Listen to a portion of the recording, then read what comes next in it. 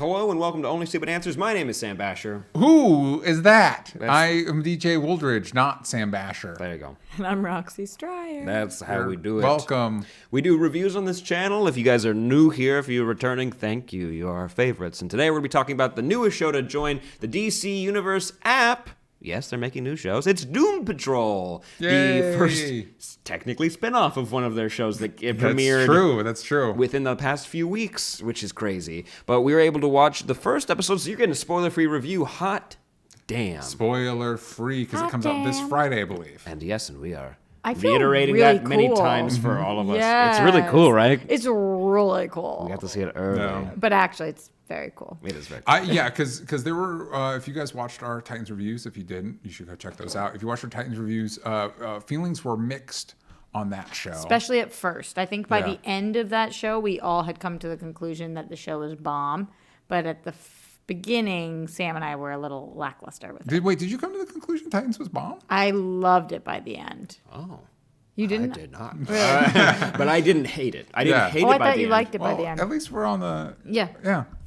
Cool. But Good work. That was a good handshake. Yeah. You got a great handshake, sir. Thank you. You're welcome. Thank you. But I think feelings are not as mixed at the jump of this show. Yes, let's talk about Season 1, Episode 1 pilot. And here's a quickie synopsis. In the series premiere, the reluctant heroes of the Doom Patrol, Robotman, Negative Man, Elasti Woman, and Crazy Jane face the threat of Mr. Nobody, who's after the Chief. Okay, so this is spoiler free. Yes.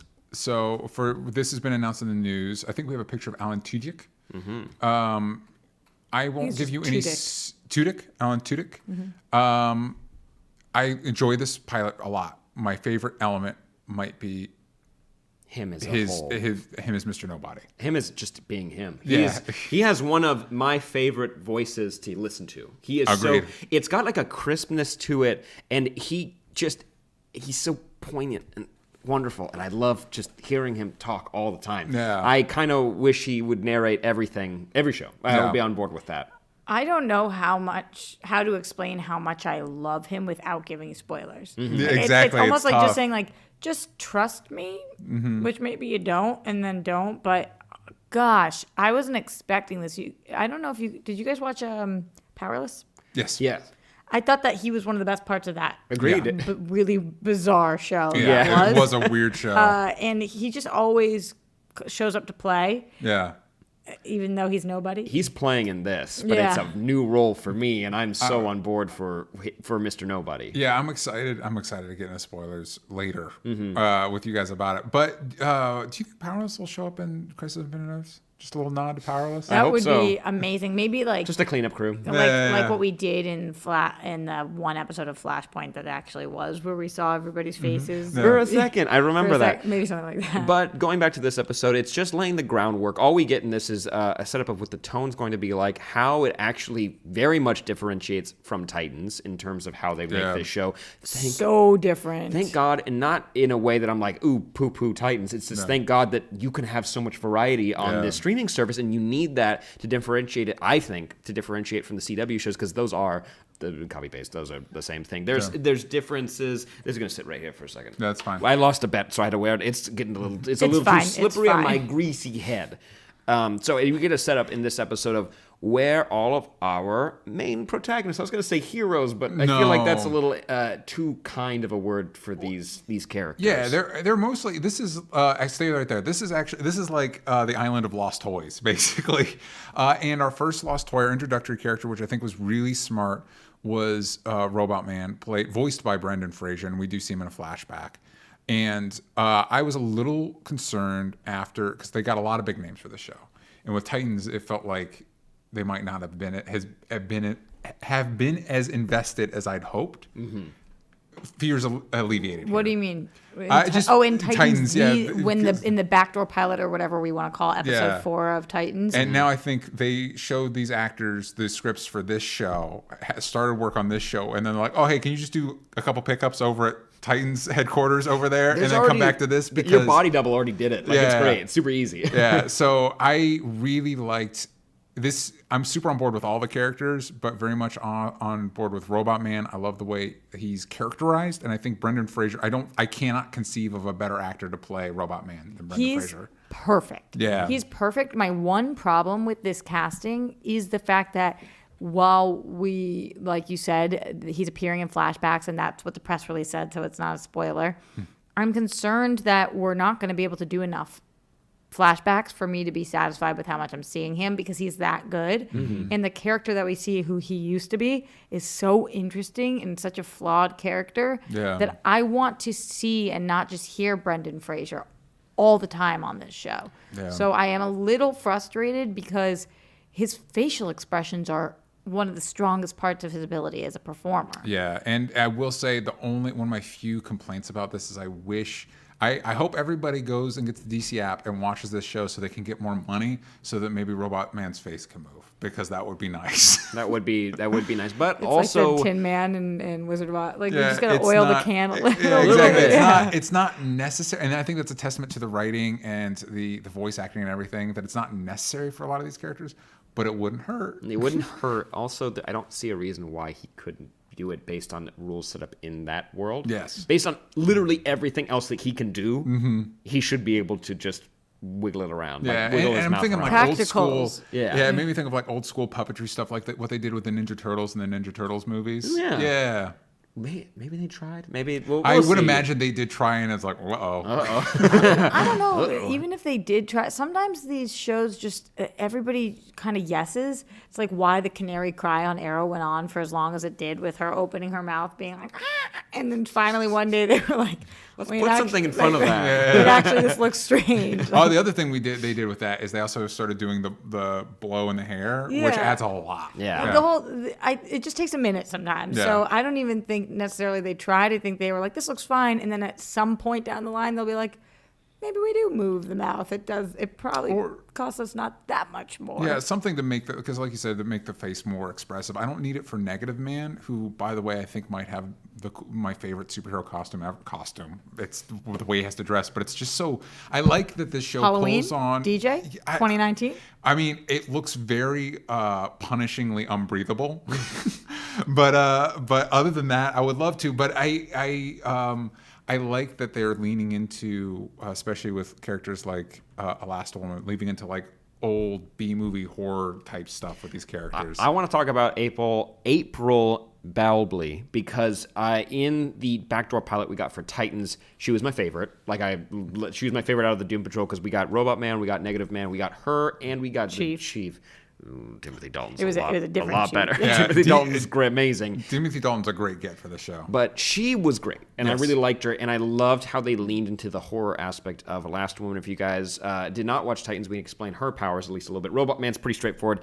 Guy's brain in a robot body. Her, though, is that her body can't retain a shape, really, and if she gets nervous, she basically forms just a goop, like a blob on the ground, and it's awful. It's so frightening, and I'm a little confused about the rules of the goop. Yes. How the mass of the goop. Oh yeah, Where does it go? Yeah, is she like super heavy? Where does or is it the goop go? super light? there you go. Is it infinite? Unclear. And again, no spoilers, but how small or how large can this goop really get? What are the rules? Of the goop? Either way, for me, it's a nightmare for everybody, literally everybody. And you can really tell, I love that they're so flawed as characters, especially her when it comes to like who she was before what happened. Yeah. And you get a very clear, you have enough time and you get a clear window and great narration to kind of understand who she is. Yeah. And what she's been going through to this point. What is this actress's name? Do we remember? April Bowlby. Bowlby, yeah, that's the actress's name. That's the actress's name. Yeah, April the Bowlby. character's Rita Farr. Oh yeah, Rita, Yeah. obviously.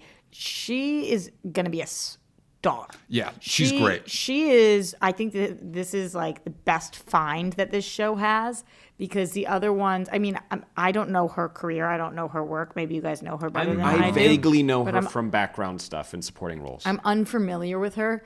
I think she's going to be, like, no joke, a massive, massive star, because so. There's something about her that does not feel of this time.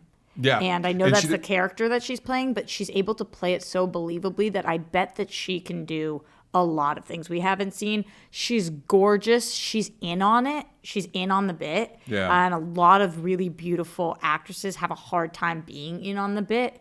and she just gets it. I think she's a actual star. I think she's stunning, like stunning, and so just bursting with talent. And you said it best, is that she plays along, and she does in a way that makes me feel okay enjoying the weirdness of this show. And something I like when you talk about being in on the bit, I like that this show doesn't take its premise too seriously, but it doesn't throw it away for a gag either. It does this nice tightrope walk of being fun and funny while also allowing the character. This isn't a team of comic relief characters. They all have different perspectives and different damage and different baggage and different things they're dealing with. Like, I like that what Mr.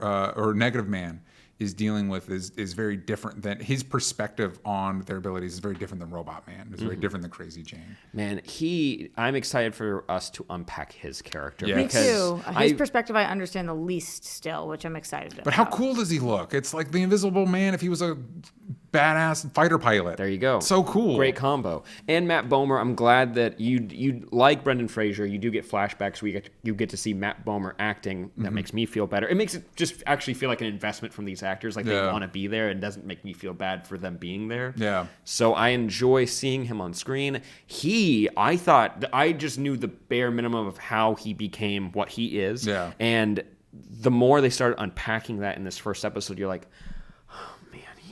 all these people are so much like they always like throw damaged on like a character, and I feel like in superhero stuff you don't have time to you don't have time to like unpack that like Batman seriously messed up. Iron Man has a serious drinking problem and it needs to be addressed, but you don't have the time. You need to have 17 war machines show up and they all have to fight. But in this you have the time, and actually it's structured so you can spend time on these characters' problems and work with it and work with them so that maybe they can become better. Not better people necessarily, but just so that they can live with themselves, because clearly they can't. Yeah, I do agree with that, and I like him as a performer, and I like his costume and everything you guys are saying, absolutely.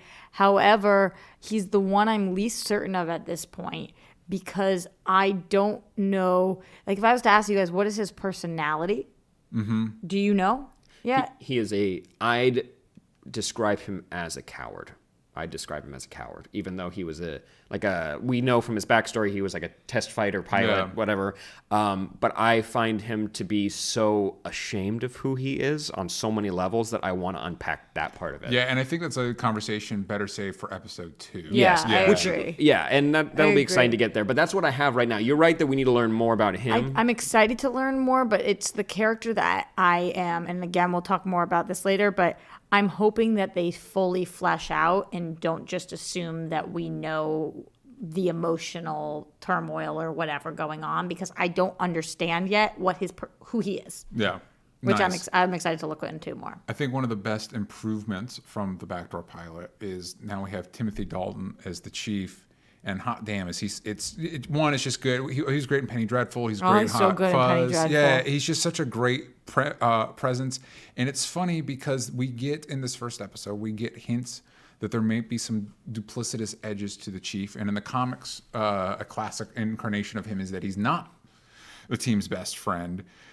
But hot damn, Timothy Dalton's so likable. Like everybody, like I'm rooting for the guy. You know what I mean? Like I'm seduced. I think that's one of the strongest suits of this show is that they got such a good get. Like the other chief they had on Titans, it's very clear like he's not a good person. Like literally nothing about him screams that he's a good person whatsoever. But Timothy Dalton though, he says something with like this half-cocked smile, and you're like, yeah, I kind of want to hug from you. It's that older James Bond swagger. He's still got the seductive James Bond nature, but he's also kind of like, he's the dad you want. And you're like, yeah, man, I believe you. Mm-hmm. I don't know why. I really shouldn't, but I believe you. Yeah, I think also what's interesting is that, I don't know if this happened to you guys when you were...